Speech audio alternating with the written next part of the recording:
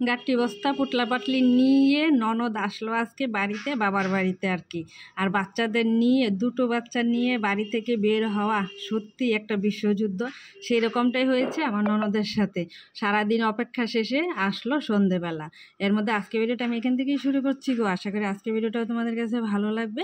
আর আমার এই টাইপের ব্লগ ভিডিও যদি ভালো লেগে থাকে প্লিজ লাইক কমেন্ট দিয়ে উৎসাহিত করবে। আর আজকে ভিডিওটা আমি সকাল থেকে শুরু করিনি, আজকে ভিডিওটা শুরু করেছি বিকেল থেকে। একটু ভিন্ন, মানে সকালের যে রান্নাবাড়ি ওইটা আমি করিনি, আজকে হয়েছিল বিকেল থেকে। ননদ আসবে সেই উপলক্ষে ঘরদোর একটু গুছিয়ে নিচ্ছি। আর ছোটোখাটো যে আসবাবপত্র আছে সেগুলো প্রতিদিন মুছা হলেও ধুলাবালি যে কোথা থেকে আসে আসলে বোঝাই যায় না। ক্যামেরার মানে একটু দূরে থেকে কিন্তু অতটাও বোঝা যায় না, কিন্তু সামনে থেকে অনেকটাই বোঝা যায়। একদম ধুলো হয়ে সাদা সাদা হয়ে আছে। এর মধ্যে ড্রেসিং টেবিলটা, মানে ড্রেসিং টেবিলের সাথে অ্যাডজাস্ট করা আনলাটা একটু গুছিয়ে নিলাম। আর এদিকে মার বাবার সব কিছু ওষুধপত্র ছিল সেগুলো একটু গুছিয়ে নিলাম। এগুলি আবার হাতের কাছে না থাকলে ওনাদের কিন্তু আবার মাথা গরম হয়ে যাবে। আর এখানে তেল ছিল, মার সিঁদুর ছিল, সবগুলো একটু হাতের কাছেই যেন আবার পেয়ে থাকে সেইভাবেই কিন্তু আমি রেখেছি। অতটাও গুছানো না যেন পায় আর কি, ওই রকমভাবে আমি গুছিয়ে নিয়েছি। তার মধ্যে আলমারিটা ছিল, আলমারিটাও একটু মুছে নিচ্ছি। এর মধ্যে বিছানাও কিন্তু আমার গুছানো শেষ। এর মধ্যে বিছানার উপরে আসলে যদি তোয়ালাটা দেওয়া হয় তাহলে কভারটা অতটাও নষ্ট হয় না। সেরকমভাবে বাসায় মাঝে মধ্যে দিই, আবার মাঝে মধ্যে দিই না। এর মধ্যে আমার শ্বশুর আবার সবসময় এটা ফলো করে আর কি, সবসময় বালিশের উপরে এই তাওয়ালাটা দেয় আর কি। তার মধ্যে এই যে ফাইনালি এই রুমটা কিন্তু আমার গোছানো শেষ। এক পলকে একটু দেখো কেমন হয়েছে। আর মা ওইদিকে যেন কী করছে, প্রায় সন্ধে কিন্তু হয়ে গেছে। আমার বিকেল থেকে শুরু করলাম, বললাম না। এর মধ্যে পুরোটা রুম আজকে কিন্তু দেখিয়ে নিলাম, একদম হোম ট্যুরের মতো আর কি। তার মধ্যে এই রুমে চলে আসলাম। মা কিন্তু সন্ধে হয়ে গেছে, এর মধ্যে পুজোটা দিচ্ছে আর কি, সন্ধে দিয়ে পুজোটা দিচ্ছে। তার মধ্যে আমি এইদিকে আবার আরেকটু গুছিয়ে নিব। এর মধ্যে এই যে বাইরে একটু দেখিয়ে নিলাম, দরজাটা আটকিয়ে দিলাম আর কি। তার মধ্যে আমি যে এই ঘরটা এই যে একটুখানি গুছিয়ে নিয়েছি। আসলে সন্ধে হয়ে গেছে তো সেজন্য একটু বসেছিলাম। এর মধ্যে কিন্তু রুমটা আমি গুছিয়ে নিয়েছি, গুছিয়ে একদম ফ্রেশ হয়ে চলে আসছি।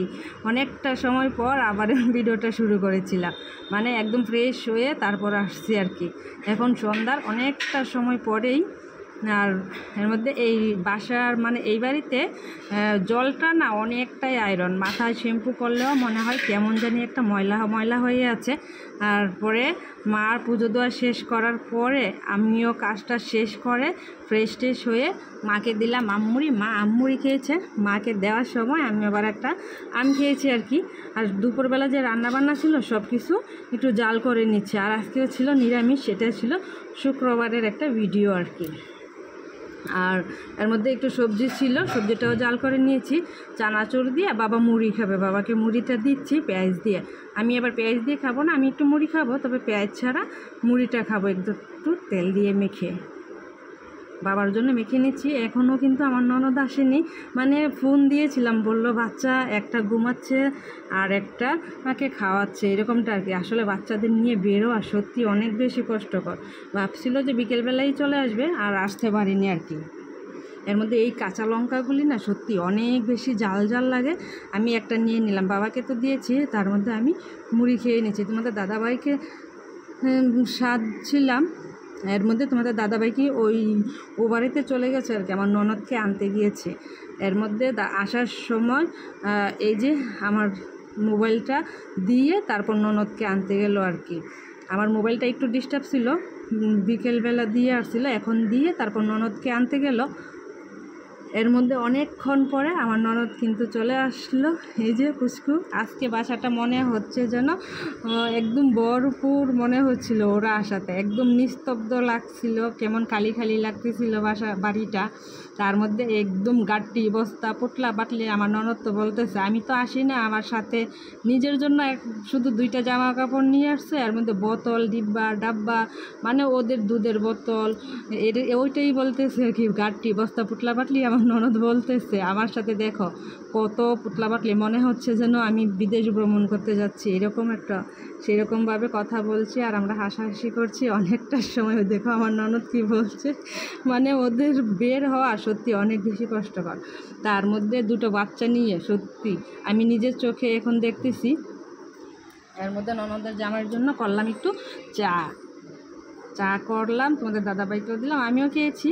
তার মধ্যে একটু ডাল সিদ্ধ করলাম, আমার ননদ আবার এটা ভালো খায়। এর মধ্যে পুচকুটার জন্য একটু আলু ভাজি করছি, আলু ভাজিটা বেশ ভালো খায় নাকি।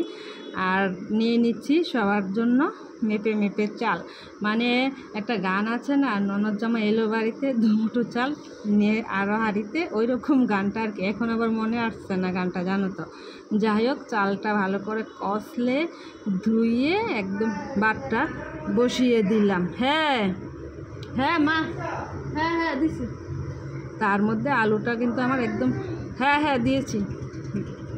ওইদিকে মা আমাকে কিছু বলছে বুঝছো,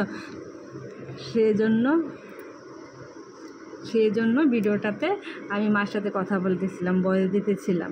তার মধ্যে যাই হোক, এর মধ্যে কিন্তু আমার রাত্রের বেলা রান্না বাড়ি শেষ। আর ওই যে ছোটো পুচকুটার জন্য একটু শুধু সর্ষে দিয়ে বালিশ বানানো হচ্ছিল, সেটাই আমি সেলাই করে দিয়েছি। এদিকে তোমাদের দাদাভাই আর মা খেতে বসলো, বাবারও খাওয়া শেষ, আমার ননদও খেয়ে নিয়েছে। এখন ননদ জামাইকে দিয়ে আমি একদম খেতে বসে পড়লাম, মানে একসাথেই খেয়ে নিচ্ছি আর কি। ননদ জামাই খায়নি আগে, পরে খাবে বললো। এমনিতে সবার খাওয়া দাওয়া শেষ, আমি আমার ননদের জামাই খেয়ে নিচ্ছে। আমার ননদ এসে বলতেছে কিছু লাগবে কি না। এর মধ্যে সবাই কিন্তু মানে আজকে বাসাটা একদম ভরপুর লাগতেছে, ভালোও লাগতেছে। বিশেষ করে সত্যি বাচ্চারা থাকলে তো অনেকটাই আনন্দ লাগে। এর মধ্যে মাও কিন্তু আজকে গুড নাইট বলতেছে। ভিডিওটা এখানেই শেষ করবো আর কি। পুচকুটাও বলতেছে গুড নাইট, সবাইকে গুড নাইট বলে এখানেই ভিডিওটা